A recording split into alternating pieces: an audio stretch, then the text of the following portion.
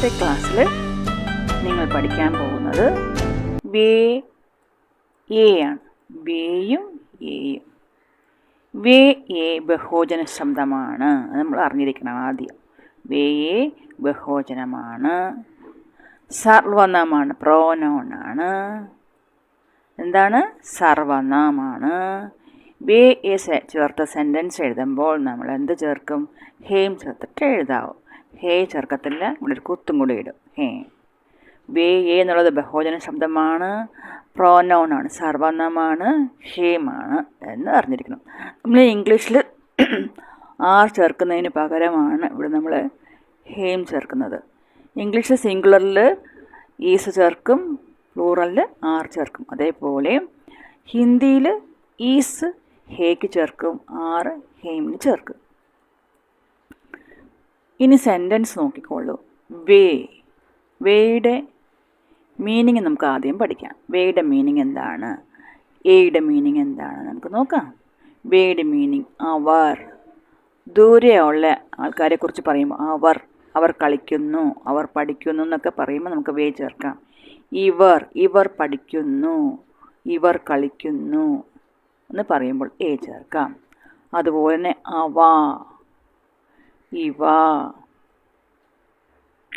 റെസ്പെക്റ്റോടുകൂടി പറയുമ്പോഴത്തേക്കും അദ്ദേഹം, ഒരു വ്യക്തിയോട് റെസ്പെക്റ്റ് ചേർത്ത് പറയുമ്പോൾ നമ്മൾ വേ ചേർക്കും.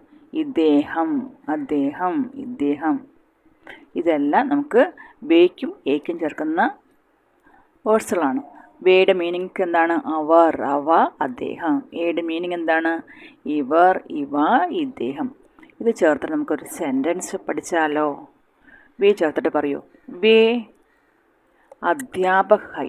അദ്ദേഹം ഒരു അധ്യാപകനാണ്. വേ അധ്യാപക് ഹൈ. വേ മേരെ പിതാജി ഹേ. അദ്ദേഹം എൻ്റെ ഫാദറാണ്. വേ മേരെ പിതാജി ഹേ.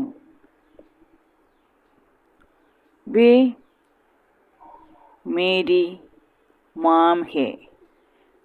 അമ്മയെ റെസ്പെക്റ്റ് ചെയ്ത് നമുക്ക് പറയാവൂ. അതുകൊണ്ടാണ് ഇവിടെ എന്താണ് അമ്മയെ അച്ഛനൊക്കെ റെസ്പെക്റ്റ് ചെയ്ത് പറയണതാണ് വേ ചേർത്തത്. വേ മേരി പിതാജി ഹേ, വേ മേരി മാം ഹേ. ഇനി എന്തൊക്കെ സെൻറ്റൻസ് ഉണ്ട് പറഞ്ഞോളൂ. വേ പഠിത്തേ ഹൈ. വെർബ് ചേർത്ത് പറയാം. വേ ഖേൽത്തേ ഹൈ, വേ ഖേൽത്തേ ഹൈ.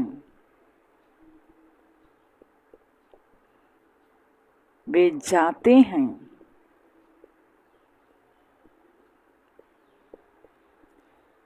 ए ചേർത്തിട്ട് നോക്കിക്കോളൂ. എ ചേർത്ത സെൻറ്റൻസ് എ ഗാത്തെ ഹൈ. വർ പാടുന്നു. എ ഗാത്തെ ഹൈ.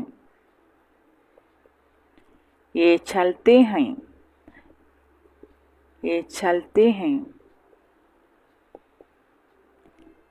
എ ലിഖത്തെ ഹൈ. ഇവർ എഴുതുന്നു. എ ലിഖത്തെ ഹൈ.